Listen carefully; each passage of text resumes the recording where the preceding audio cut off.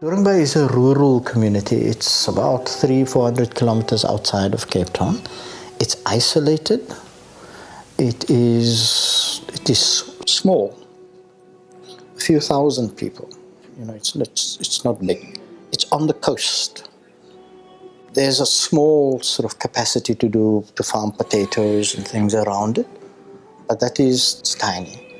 The biggest form or income producer in Doringbaai, it comes from fishing, it comes from the ocean.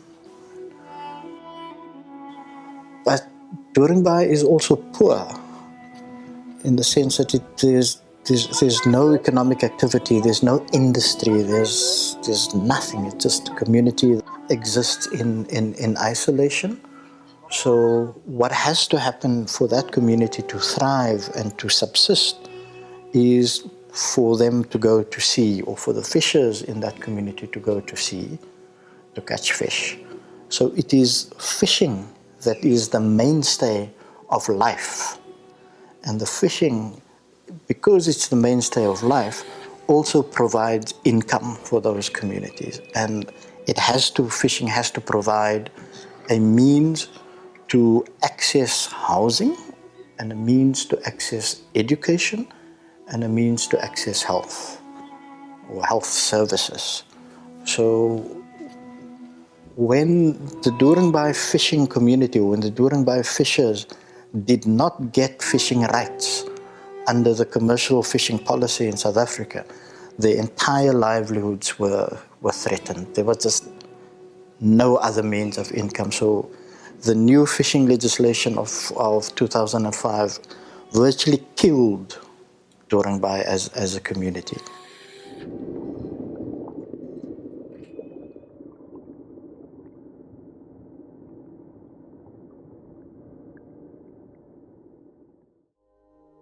Fishing communities don't just eat fish. They also need to wear clothes. They also need to eat vegetables. So clothes makers, tailors and dressmakers, and farmers are present in fishing communities. So the food sovereignty movement is one movement. It has many different arms and focuses within it, but it is one movement. Food sovereignty isn't an abstract thing. It's about life and livelihoods and people's interaction with the sea and water and nature. It is about everything that's going into that plate of food.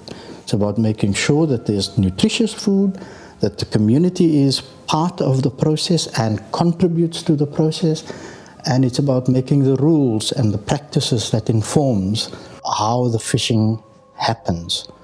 So all of that is food sovereignty.